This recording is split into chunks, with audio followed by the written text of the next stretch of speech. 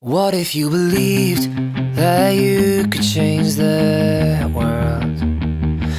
Would your heart break for the lost and broken souls? What if you were meant for something more, and you are? As I've worked with individuals one-on-one in life coaching situations, and even when I speak from stages to lots of people, I am so shocked and surprised by how many people do not believe in themselves. I'm talking about water walking, giant slaying, history making destinies. And there are people that do not even believe in themselves to go out and to put a resume together and look for a job. Self-esteem, low self-esteem is just running rampant through our teenagers. And that's one of the reasons I wrote the book, Do You Have the Courage to Be You? It's especially shocking to me when people who profess a faith in God don't believe that they are a work of art, a masterpiece, that they were created before time began by a loving maker and creator. That is what I want to encourage you. I want to encourage you to start believing something different about yourself. Did you know that what you believe can have absolutely nothing to do with truth? That you can believe a lie and it becomes your truth.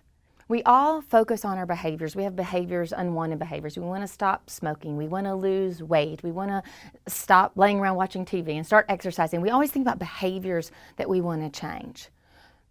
But to change a behavior, you have to go backwards to the belief. So I try to describe it this way. To change the way you act, you have to change the way you feel.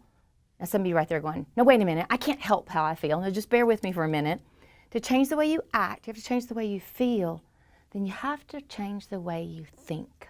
See, all too often there's this tape, this negative tape running in our head, telling us who we are. Those voices could come from inside of us. They could have been from family members, from when you were a little child, that told you who you are.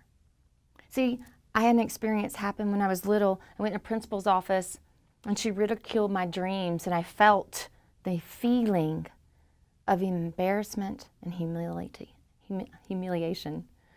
And I didn't ever want to feel those again. So the act that happened out of that feeling was I stopped being me. Well, when I decided that I wanted to be me, I wanted to have the courage to be me, I had to go all the way back to the belief, the lie that I had believed. See, I believed I was an embarrassment. So for me to change my behavior, for me to have confidence, for me to do the things I needed to do, to walk on water, to change the world, then I had to go back and change that belief. For me, it was very simple. I wrote 5x7 cards. I am a child of God. I do have a purpose. I have a water walking, giant slaying, history making destiny. I would write those cards down and I would read them every single morning to myself out loud. I didn't feel it at first, but I chose to make that my truth. And then over a period of time, I began to feel more confident. I began to feel like a child of God. I began to feel beloved. I began to feel like I belonged. And then I began to act different. So that is why it is so important that you examine your beliefs, because what you believe may have absolutely nothing to do with truth. Yeah.